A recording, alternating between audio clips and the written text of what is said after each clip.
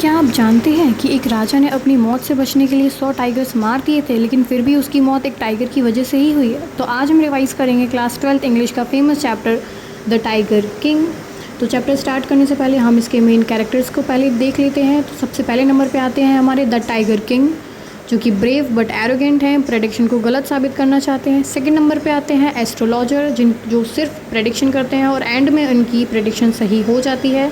Third number पे आते हैं दीवान, जो कि महाराजा के एडवाइज़र हैं और हर सिचुएशन में उनकी मदद करना चाहते हैं। तो अब हम अपना चैप्टर स्टार्ट करते हैं। द टाइगर किंग कल्कि कृष्णमूर्ति द्वारा लिखा गया एक सैटायरिकल चैप्टर है। इस चैप्टर में फेट, एरोगेंस और मिसयूज़ ऑफ पावर को दिखाया गया है। द टाइगर किंग की स्टोरी प्रतिबंधपुरम के महाराज के बारे में है। जब महाराज सिर्फ 10 दिन के थे, तब एस्ट्रोलॉजर ने फ्यूचर प्रिडिक्ट किया कि एक दिन उनकी मौत टाइगर की वजह से होगी। ये सुनते ही महाराज ने डिसाइड कर लिया कि वो टाइगर्स को ही ख़त्म कर देंगे ताकि प्रेडिक्शन गलत साबित हो जाए। जैसे जैसे महाराज बड़े हुए, उन्होंने टाइगर हंटिंग शुरू कर दी। उनका टारगेट था 100 टाइगर्स को मारना।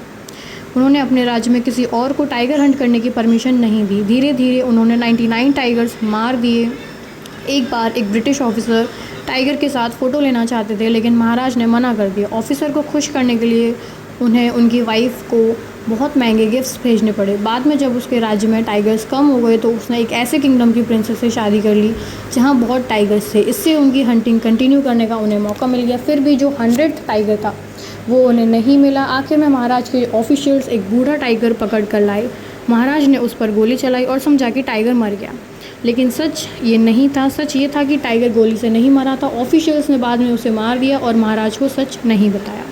महाराज बहुत खुश थे क्योंकि उन्हें लगा कि उन्होंने 100 टाइगर्स मारकर एस्ट्रोलॉजर की प्रेडिक्शन को हरा दिया है। लेकिन स्टोरी में सबसे बड़ी आयरनी अब आती है। अपने बेटे के बर्थडे पर महाराज एक वुडन टाइगर टॉय खरीदते हैं। उस टॉय का एक छोटा सा वुडन स्प्लिंटर उनकी उंगली में चुभ जाता है। इन्फेक्शन बढ़ जाता है। डॉक्टर्स ऑपरेशन करते हैं, लेकिन महाराज की मौत हो जाती है। इस तरह एस्ट्रोलॉजर की प्रेडिक्शन सच हो जाती है और महाराज टाइगर से ही मारे जाते हैं, लेकिन असली टाइगर से नहीं बल्कि वुडन टाइगर से। अब हम डिस्कस करेंगे इस चैप्टर की थीम।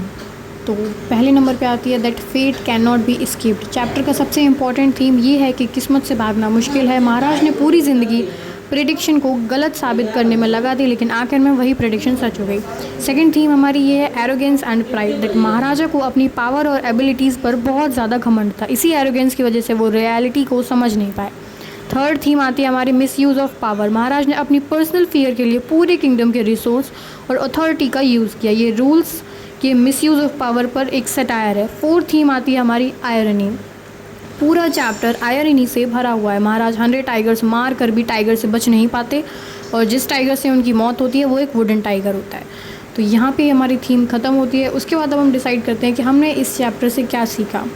तो हमने इस चैप्टर से ये सीखा कि पावर और अथॉरिटी हमेशा विजडम के साथ यूज़ करनी चाहिए। एक्सेसिव प्राइड इंसान को गलत डिसीजन लेने पर मजबूर कर सकता है। किस्मत और रियलिटी को इग्नोर करने से प्रॉब्लम सॉल्व नहीं होती और लाइफ में बैलेंस और ह्यूमिलिटी बहुत इंपॉर्टेंट है। So the conclusion of this chapter is that कि द टाइगर किंग एक इंटरेस्टिंग सैटायरिकल स्टोरी है जो हमें सिखाती है कि चाहे इंसान कितना भी पावरफुल क्यों ना हो, वो हर चीज़ को कंट्रोल नहीं कर सकता। फेट, एरोगेंस और आयरनी इस चैप्टर के सबसे इंपॉर्टेंट एलिमेंट्स हैं। और इसी के साथ द टाइगर किंग का रिवीजन कंप्लीट होता है।